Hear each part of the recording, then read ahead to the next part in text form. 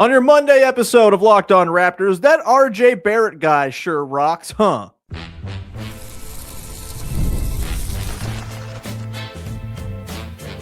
You are Locked On Raptors, your daily Toronto Raptors podcast, part of the Locked On Podcast Network.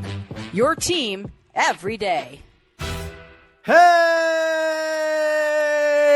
what's going on? And welcome to another episode of Locked On Raptors, part of the Locked On Podcast Network, your team every day, and now the #1 sports podcast network in the land. It is Monday, January 5th. We're kicking off the new year, baby.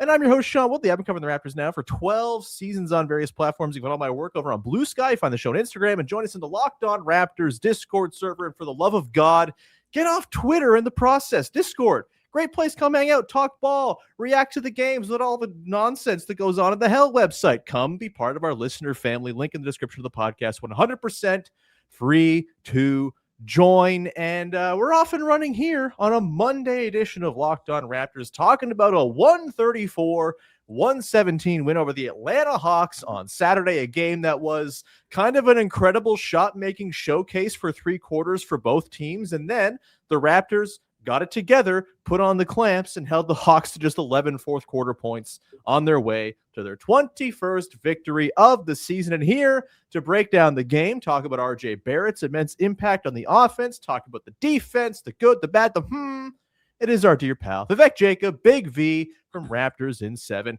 How the hell are you, my friend? Happy New Year! Happy New Year. But some things, different year, same Manchester United. Another manager has been sacked. Goodbye, Ruben Amorim. We barely knew you. But the Raptors, hey, they get a nice win over the Hawks, 134-117. I thought, 3 quarters of no defense, all entertainment was a good way to ring in the new year. And it was like, okay, fourth quarter, time to put the clamps down. And who do you turn to do that? Apparently, Emmanuel Quickly, RJ Barrett, Grady Dick, Mamu, and Scotty. You're damn right. Yeah, all defensive ringers. I've said it before. Grady Dick, basically Matisse Thybulle now. It's pretty awesome. And by the way, you've been doing this podcast for a long time. I think this has to be like the 8th or 9th time you've come on here talking about a Manchester United manager firing. It's pretty awesome. I would like to hear a smash cut of all those times. Anyway, we're going to talk about the defense a little bit later on. We're going to get into, of course, our usual after game, good, bad, et cetera, et cetera. But I do want to start, Big V, with the RJ Barrett effect. Look, he wasn't the only guy who had a really great game on Saturday. I thought basically all the starters were effective. I know Quickly didn't hit his threes, but I thought there was a lot of good process behind what he was doing, some good paint pressure, et cetera, et cetera. Scottie Barnes, a classic 27-4, 3-2 game, just kind of doing his two-way thing fantastically. Brandon Ingram, the shot making, off the charts. And then RJ Barrett, 29 points, 11 of 19, 4 of 8 from downtown.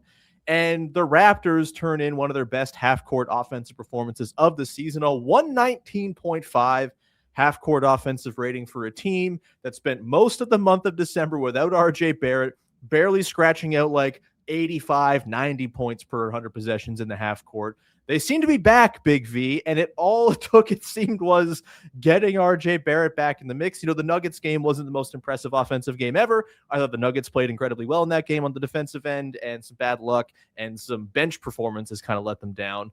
But overall, since RJ came back, their offense seems to have kind of found their level again, and it's been a joy to watch. He just kind of gives every possession more length within the 24-second shot clock with the way he fills gaps, the way he cuts, the way he works handoffs, the way he can run a second side pick and roll in a pinch if need be.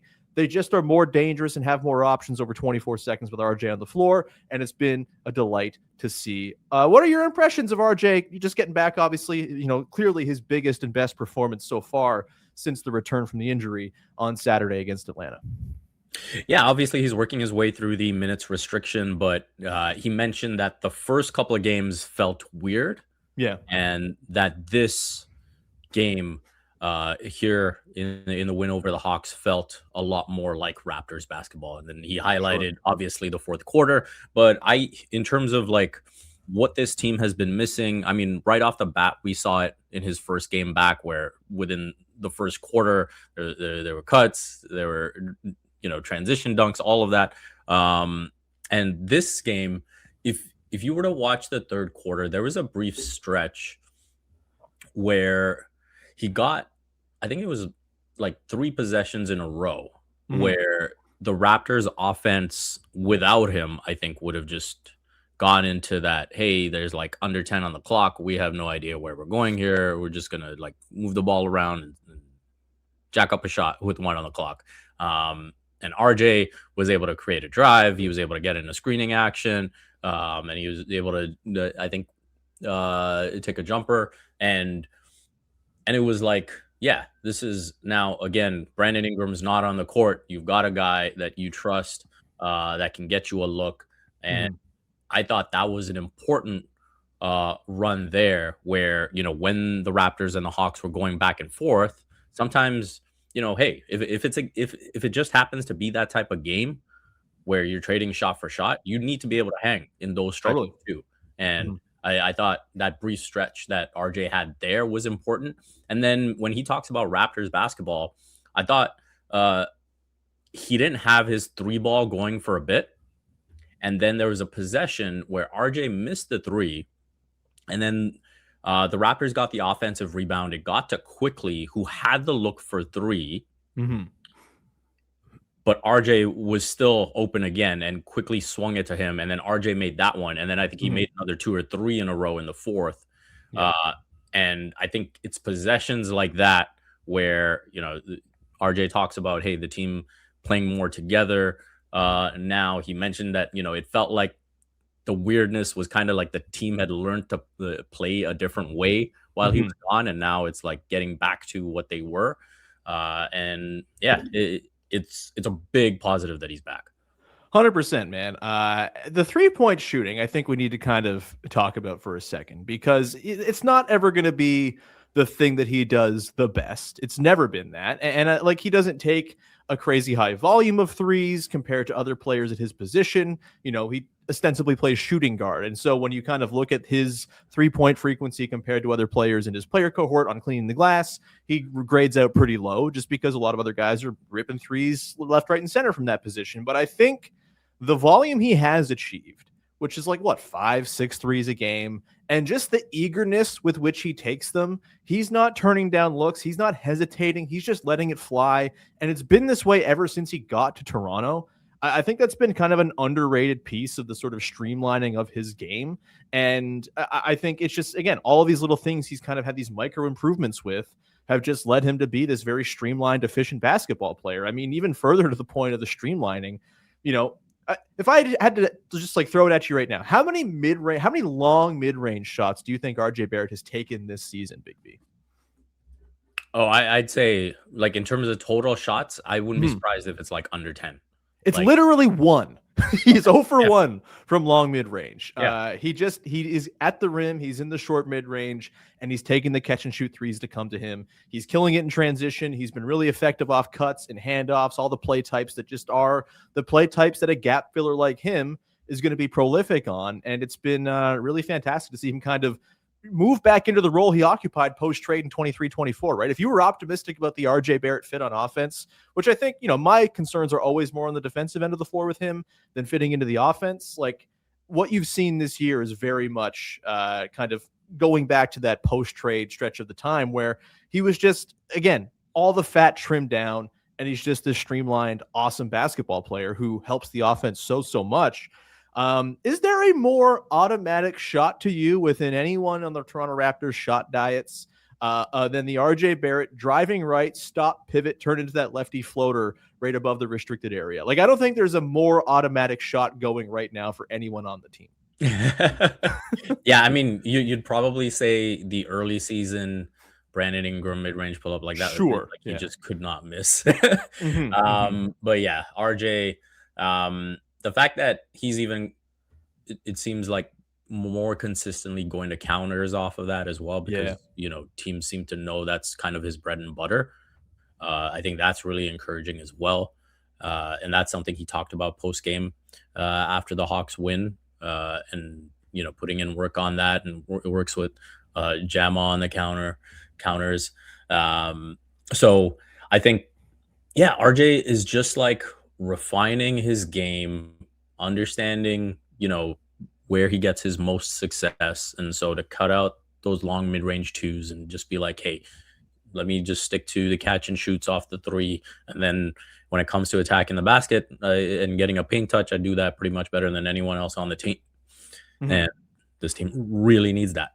Yeah, totally. Yeah, I mean, there was this sort of threshold he was going to have to clear as an offensive player, right? As far as efficiency to kind of counteract the negative effect he has on defense, which is still there. The Raptors are 2.6 points worse on defense when he's on the floor versus when he's off. But offensively, he's outstripping that. They are 3.1 points per 100 better on offense when he's on the floor. That is the best differential on offense among any starter on the team, behind only Grady, Jamal Shed, and Jamison Battle, and pretty clearly ahead of the next guy in Chandra Mamukilashvili, who's a plus 1.1. He's just been an awesome offensive player who has been totally additive and is not taking so much off the floor defensively because he's just providing that much value on the other end. And it's great to see. It's been probably the most uplifting and exciting story of a season that's had a lot of them for the Raptors. It's been really cool.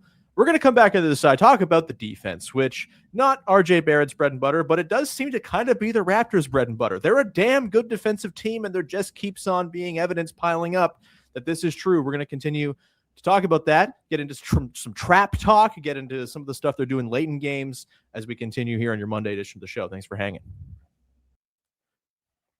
Today's show is brought to you by our friends over at PrizePicks, best place to play daily fantasy sports. Whether you're starting a new routine in the new year or jumping into player projections for the first time, trying something new can feel like a challenge. But with PrizePicks, it's always good to feel like you're right. With high-pressure football matchups every weekend and an elite hoops action almost every night, the action never slows down, and PrizePicks lets you stay in control. PrizePicks is the daily fantasy app that makes watching sports even more exciting by letting you build lineups based on player projections. No drafts, no waiting, just pick more or less and play your way. You get started on PrizePicks. It's very quick and simple. All you got to do is download the app and pick more or less on player projections for a given night. You can also stack players together, which is very fun. So say, Scottie Barnes, you don't want to just have his more on points. You want to do more on points plus blocks plus steals. You can go and do that. And the new early payouts feature is a game changer. If player starts hot, you can cash out before the game even ends. Download the PrizePicks app today. Use the code LOCKEDINNBA to get $50 in lineups after you play your first $5 lineup. That's code LOCKEDINNBA to get $50 in lineups after your first $5 lineup. PrizePicks, it's good to be right. Back at it here with Big V, Vivek Jacob. We continue to break down a 134-117 win over the Atlanta Hawks. The Raptors go for the sweep against the Hawks this season tonight in the second of two showdowns with a team that is basically a less good version of the Vision 6'9" Raptors. Let's jump on in here to the defense, Big V. Really impressive close of this game, just 11 points allowed. We alluded to it earlier on. But there's an element of the Raptors defense that you wanted to spotlight. I will give you the floor, my guy. Go ahead. Yeah, I think this is something that we saw really shine through in the win over the Warriors. And then watching this fourth quarter against the Atlanta Hawks, the way the Raptors suddenly employed the trap to create steals, to get out on the break, to just create chaos for the Hawks and be like, hey, we don't trust your decision-making enough. We don't trust your ball handling enough and just your general handling of pressure. And so we're just going to suddenly throw this at you timing wise as well. This is a team on the second night of a back-to-back. And so to do it at the start of the fourth quarter was pretty smart. And so I think one of the things that's really important for the Raptors is to do it selectively. Right. And yeah. I think when we saw that stretch in the first 5 games where they were just kind of going, as Kyle Lowry would say, balls to the wall on trying to, just put as much ball pressure as possible. That's where they were getting caught out and just making life very, very easy for the offense and the opposing offense. And so I think now understanding the selectiveness of it and, the value of being random with it. I'm actually going to throw a tennis quote at you here. And please do. Yeah.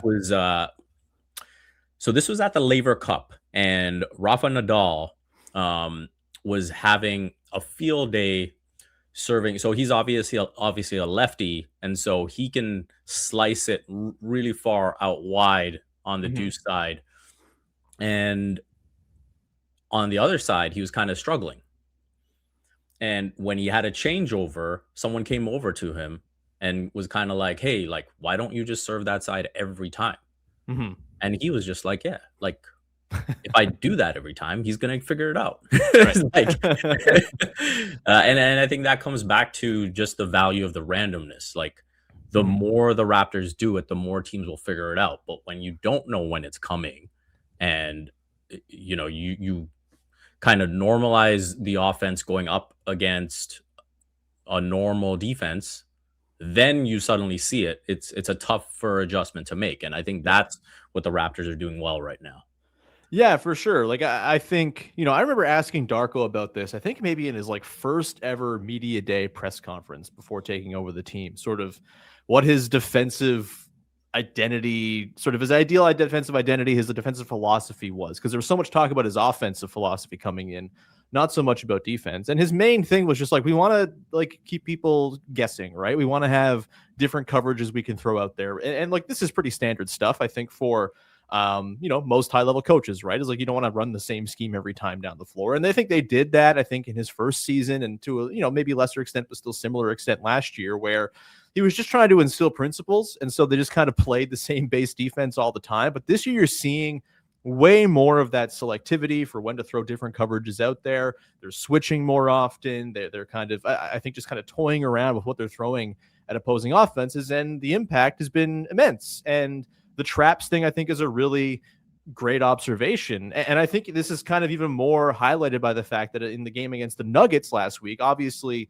Jamal Murray kind of had to do everything by himself. And so naturally the Raptors sent more traps his way.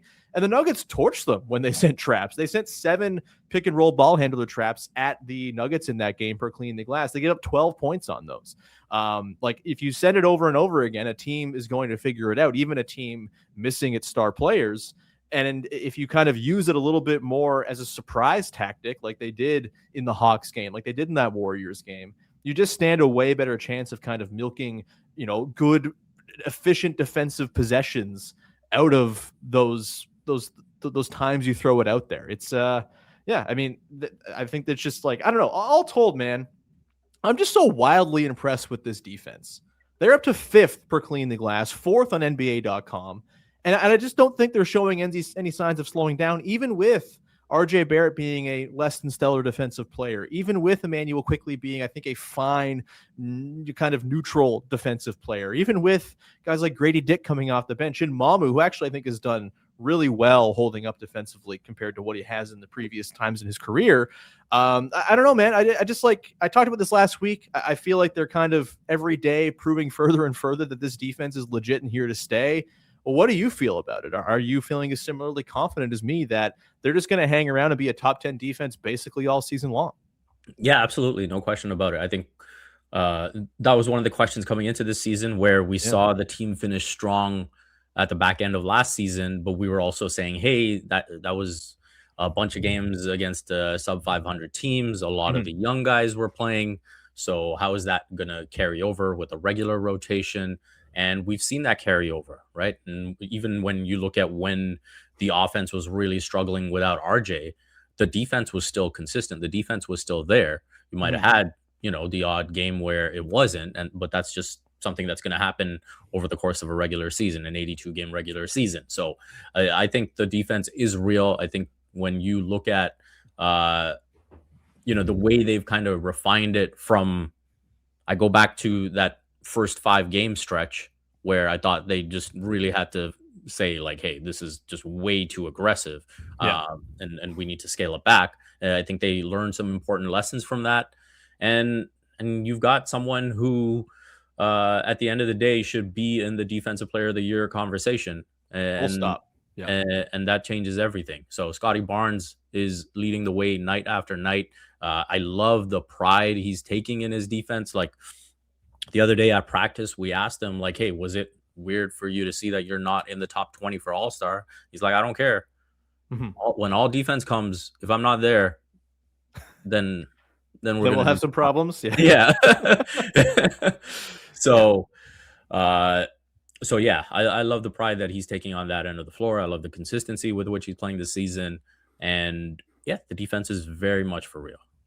Yeah, I mean, I think it's just, I mean, I made this point last week. I don't need to beat a dead horse, but like Scottie Barnes is proving he can be the anchor of a defense. And maybe it's not in the traditional, backline rim protector way, the Rudy Gobert style defensive anchor, but everything he does, his disruption, the way he can do basically anything you need a defensive player to do, whether it's protect the rim, whether it's bring help, whether it's switch, all of it, it's just incredible. And the impact he's having covering for other guys' weaknesses and all of that. It's just, the case is growing by the week that he is just like a clear no-brainer first team all defense guy. And if Wemby can't get to the games minimum, I think you're looking at Scottie as like such a deserving potential actual winner of the award. It's kind of crazy. And they have to keep this up, right? Like you got to win games and you got to have a really good defense. And they are currently doing that. We'll see if it holds up. But when you combine that with just the counting stats on defense as well, I think he's making himself a pretty good case to the voters for sort of how they vote for this award as well. We're going to come back, Big V on the other side, and get into the good, the bad, and the We're going to talk about Mamu. We're going to talk about Brandon Ingram. We're going to talk about so much more coming up to close things out. Just one sec. Today's show is brought to you by Quo. And look, new year, new systems. This is the time when a lot of us look at the messier parts of how we run our business and think there's got to be a better way. And there is. Streamlining your communications is one of the quickest upgrades you can make. That's why today's episode is brought to you by Quo, spelled Quo, the smarter way to run your business communications. Because when your team is reachable, organized, and communicating in one place, you're not just working cleaner, you're creating more opportunities to connect with your customers. Your whole team can call and text from one shared business number, so nothing gets missed. Everything sees the full conversation thread. Everyone sees the full conversation thread, that is, which makes replies faster and more personal. It works right from your phone or computer, and you can even keep your existing number. Pretty sweet. And Quote's smart AI tools automatically log calls, summarize conversations, and highlight next steps so details never slip through the cracks. It's no surprise that Quo is the #1 rated business phone system on G2, trusted by more than 90,000 businesses, from solo operators to growing teams. Make this the year where no opportunity and no customer slips away. Try Quo for free. Plus, get 20% off your first 6 months when you go to quo.com/LockedInNBA. That's QUO.com/LockedInNBA. QUO. No question. Quo, that is. No missed calls. No missed customers. Wrapping things up here with Big V. Before we get to the good, the bad, and the reminder, you can sign up for the Locked On Raptors Every Day Your Club as your New Year's resolution. $5 a month, $50 for the year, gets you ad-free episodes of the show, access to a Locked On Discord with people who listen to Locked On shows from across the world, way better than Twitter, and so much more in terms of fun little perks. So sign it up. It's much appreciated. We got a couple new signups as well. Very, very cool. Shout out Charles. Hello. We're going to come back now and get to the good, the bad, and the It's how we wrap up every single episode of this here podcast on the heels of a Toronto Raptors basketball game. Thing we liked, thing we didn't like, thing that's got us a little intrigued from the latest in Toronto Raptors hoops. I will give you the floor, Big V. What you got for your good? Well, I have a sense that we are going to be doubling up just like Mamu did with a double-double, almost a triple-double. I mean, hell yeah. He was fantastic. You've got Mamu more like a Maxmu in your name down there. Looking like Maximus Aurelius. Really over here. But I thought that was an awesome performance. I think right from the jump, like, just came out with energy. I think, the bench obviously takes a lot of pride in what they bring to the table, a lot of disappointment over, following up that magic effort with what happened against the Nuggets. And so eager to bounce back. And Mamu led the way with that. And he mentioned how this team and this coaching staff trusts him to make decisions with the ball. And that's where we see him pop with the 8 assists. And yeah, he didn't quite have the 3 ball going, was 1 for 5 from 3. But I thought he was getting in the mix in the paint well, and just, playing when he's able to play in that natural flow, which again is something that RJ contributes to, then, good things are going to happen. And, I thought it was pretty insightful post game and learning a bit more about him, where Darko Rajakovic is talking about how, his greatest strength is that he's an amazing human being. His greatest weakness is that he's an amazing human being because he cares so much and because he gets so down on himself and so hard on himself about not contributing in the way he expects to. And then Mamu himself talked about getting a mental coach, or he has a mental coach and went to him to get help after the Nuggets game because he was really disappointed about that and found a way to reset, and obviously reset in a big way. No kidding. Yeah. He looks like he could be right at home at Riverside Park in that he has like the downhill momentum of a toboggan at full steam. It's like he gets the ball and like just he's going towards the rim and he's pulling in help and he's making reads out of that, or he's just scoring over dudes. It's been such a treat to watch him. He has been, I don't know, the 5th best player on the team this season. Like, easily the most like value signing anyone has made in the offseason in the way it's paid off this year. And look, I made this point like the first couple weeks of the season, but like they really need to be planning how they can keep Mamu on this team. And it's not going to be easy because of the restrictions of being a 1-year minimum guy. They're not going to have his bird rights. So they're going to be able to go up to probably the mid-level exception at the most. If he's going to get that, at this point, he seems like certainly a mid-level type player. Maybe he's happy here. Maybe you can get him for a little less. Who's to say? Maybe he's looking for a big payday as a guy who's never had one. It's not going to be easy to thread the needle, but I think they should be trying to do everything they can in their power to keep him because he's awesome. And he's just like a perfectly additive second tier player to have on your team who fits perfectly with Scotty Barnes, who amplifies lineups with Barnes on the floor, who can play with Colin Murray-Boyles and all these other really important players they have for the future. It's like find a way to keep the dude, man, because he's fantastic. Even if it's not Max Moo, are you not entertained? MLE Moo at the very least for Mamu. And yeah, Gladiator, we like it. Bad. I'm gonna go with it's a bit of a good out of a bad. How I felt as Brandon Ingram took an increasingly absurd collection of shots before they ultimately went in over the course of that game against the Hawks. It might have been his most preeminent no yes game of the year.